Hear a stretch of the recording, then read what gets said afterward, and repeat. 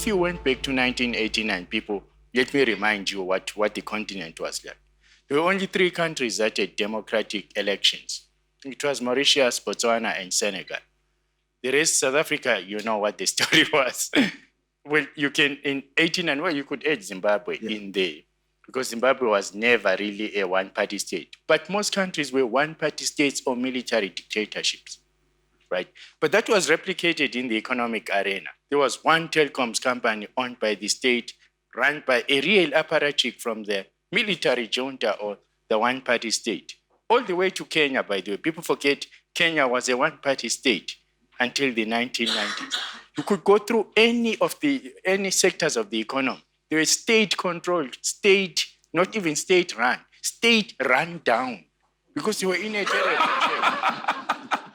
They were a totally in a terrible state, where if you looked at, for example, if you take telecoms, where the telephone lines, the landlines installed during the colonial regimes had not increased or had even decreased. But the telecoms company had so many employees from the ruling party. Now, wind back to 2019. Most countries on the continent are multi-party states. Yeah, some of the ruling parties are still corrupt, but many countries are multi-party states. There's been significant privatization of the private sector. The state is still a player, but not the only player. With telecoms, and that is why people like PD are successful. When the new technologies came in, the state could not compete because they had not developed those. So the private sector came in, your MTNs, your Vodacoms, and all of those came in. So I think that we must, if you take a long view of the continent, it's developing in the right direction. But I think here one has to inject, sorry, you said I shouldn't be an academic, I'm going to be. One of the things I've studied along the way is development economics or development theory. And this applies to anywhere in the world. There is no linear development in economic development. There's no nation that has developed in a linear fashion, whether it's China or even the United States, which, by the way, was once a colony of the United Kingdom. The United States is a very interesting country because it's a colony that became, in some ways, successful economically and now dominates others. But there is no linear history, right? So that is one point. Now, from the positions I've occupied in academia, especially my last position at Wits, I did 2 things that taught me a lot about the continent. I decided cheekily to create an African Center for the study of the United States as a nation and as a society.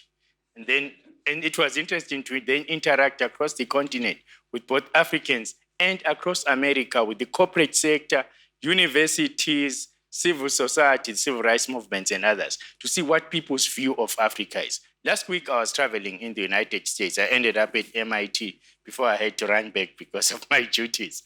The one thing I've heard in all of the 5 years I've been traveling around the continent and in the United States and to a lesser extent in Europe, everybody kept on saying to me, you can't afford not to be in Africa.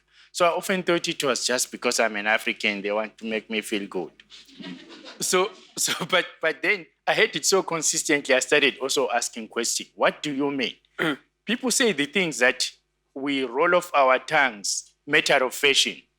The youth dividend, the population growth. Andile mentioned there, the rate of economic growth. People say despite all of those problems, if you are not in Africa, you are actually out of the future. So the second statement people make is the future is Africa.